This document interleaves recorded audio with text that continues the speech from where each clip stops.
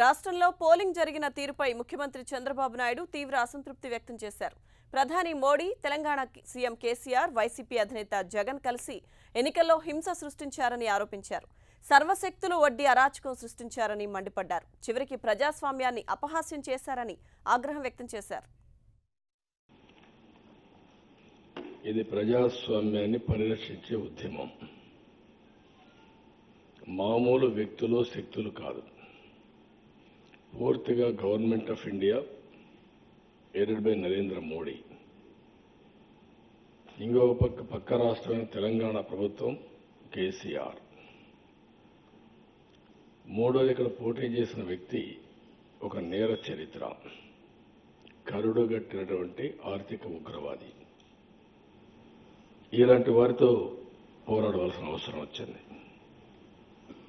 అదే మాదిరిగా వీళ్ళు సర్వశక్తులు కాకుండా వాళ్ళకుండే అధికారాలన్నీ చరిత్రలో మనం ఏవైతే చూసామో, లేకపోతే పురాణాల్లో ఏవైతే చదివామో దానికంటే నీచాతి నీచంగా అన్నీ ఉపయోగించారు. ఒకటి రెండు కాదు, అన్నీ ఉపయోగించారు. వాళ్ళ ఆలోచన అంతా ఒకటే. ఎట్టే పరిస్థితిలో 5 సంవత్సరాల ఒక చిన్న బిడ్డ అయినటువంటి ఆంధ్రప్రదేశ్ రాష్ట్రాన్ని అణగదొక్కాలి.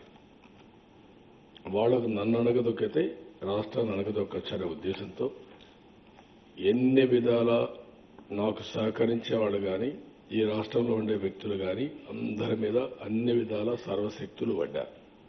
వీళ్ళందరూ ఒక పక్కనైతే 5 కోట్ల ప్రజలు ఒక పక్కన, అందులో కూడా కొంతమంది అటు ఇటు ఒక్కరు కొద్దిగా అటు ఇటు ఉంటారు, మనసులో ఏమన్నా. ఇంకొక పక్కన నేను చెప్పినటువంటి బీజేపీ, టీఆర్ఎస్, నేర చరిత్ర కలిగిన వైఎస్ఆర్ కాంగ్రెస్ పార్టీ, గుండాలు, రౌడీలు, ఆర్గనైజేషన్స్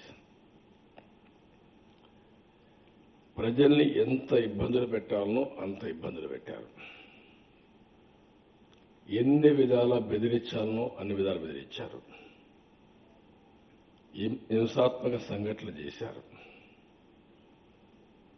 అయితే నేను మనస్ఫూర్తిగా వీళ్ళందరినీ అభినందిస్తున్నా. ధైర్యంగా ఫేస్ చేశారు.